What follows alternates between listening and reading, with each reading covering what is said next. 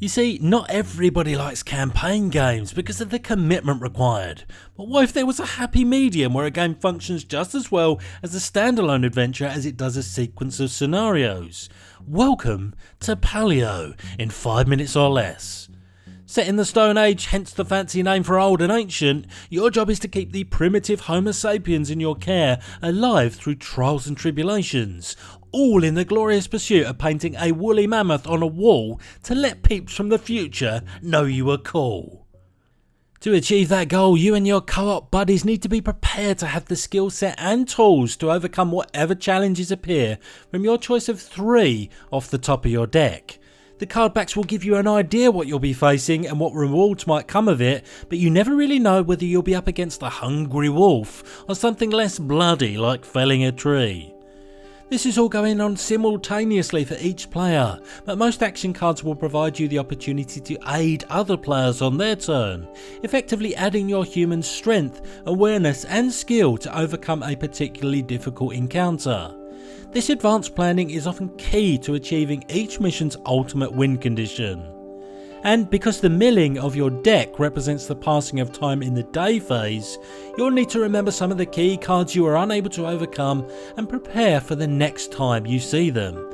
Because as day turns to night and back again, you'll need to feed your growing tribe. Then start again with the bulk of the cards you've already seen and get those 5 victory points before you obtain 5 skulls when bad things happen that results in a loss for everyone.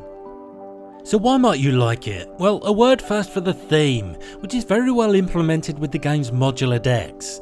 The ultimate win con, 5 pieces of mammoth, remains the same every time, but the story and objective for each scenario weaves itself into the core set of cards seamlessly, giving you a real sense of starting with straightforward tasks in your first couple of games and then gradually increasing in difficulty as you go.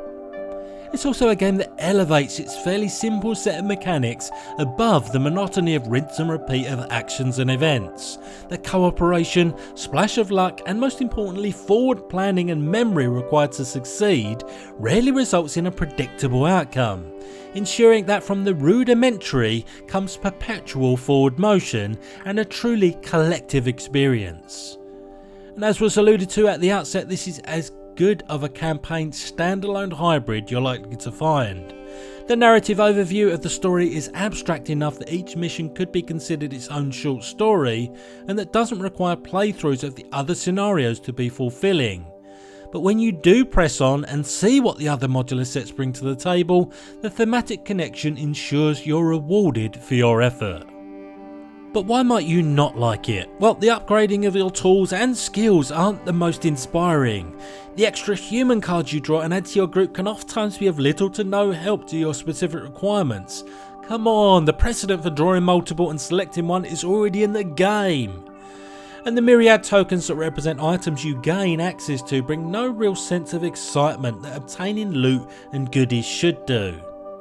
It's also not as compact as you might expect. Its table presence is unnecessarily large, and although set up and put down and shoved back in the box is not as onerous as many a big and bold multiplayer game, it's still the most obvious annoyance, and maybe a reminder to some why they swerve campaign games in the first place.